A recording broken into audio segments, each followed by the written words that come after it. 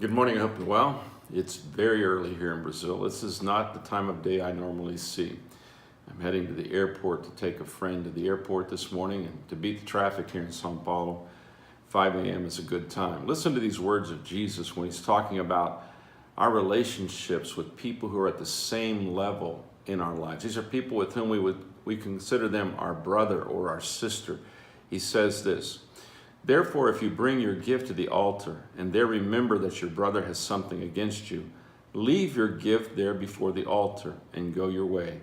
First, be reconciled to your brother and then come and offer your gift."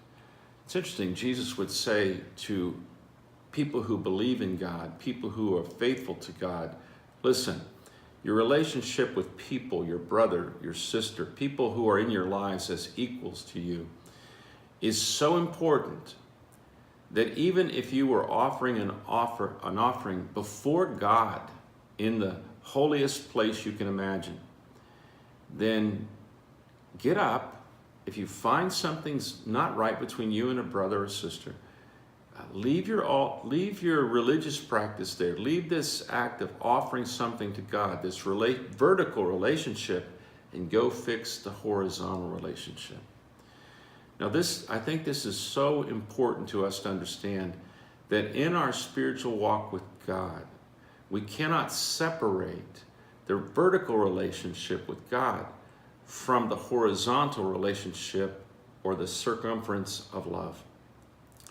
I've met so many people through the years who are pastors and leaders, people highly involved in the life of their church, and they're wonderful people, and they love God with all their heart, soul, mind, and strength, but they act as if, and we act as if, and I have acted as if this conflict I've got with my brother or my sister, it's just not on the same level with my vertical relationship. That's one of the things that Jesus says to us, that he said, you heard it in the past, but I'm saying to you today, this is what truth is. This is the new circumference of love. This is the new morality that holds reality together. This is what I want from you.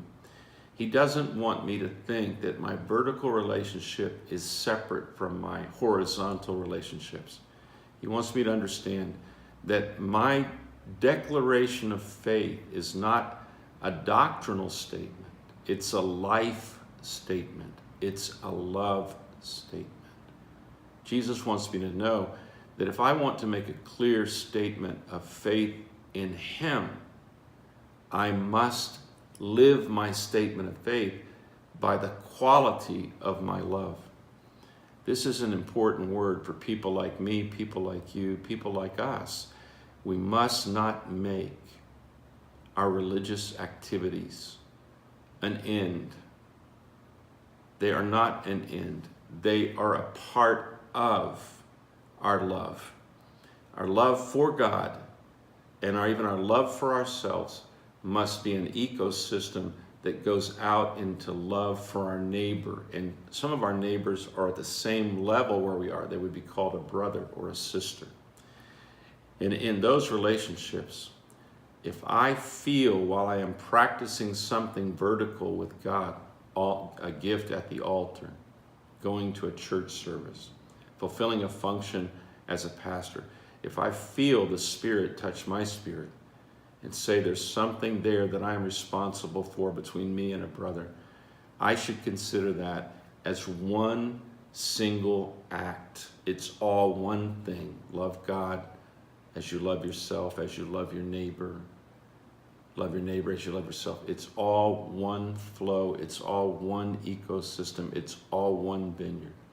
This is a great word, especially for people who are highly involved in any kind of institutional expression of the Christian faith. We must not separate it into 2 or 3 different parts. It's all one flow. It's all one vineyard. It's all one statement of faith. Hey, I hope you'll think about this and let God touch your heart and perfect your love.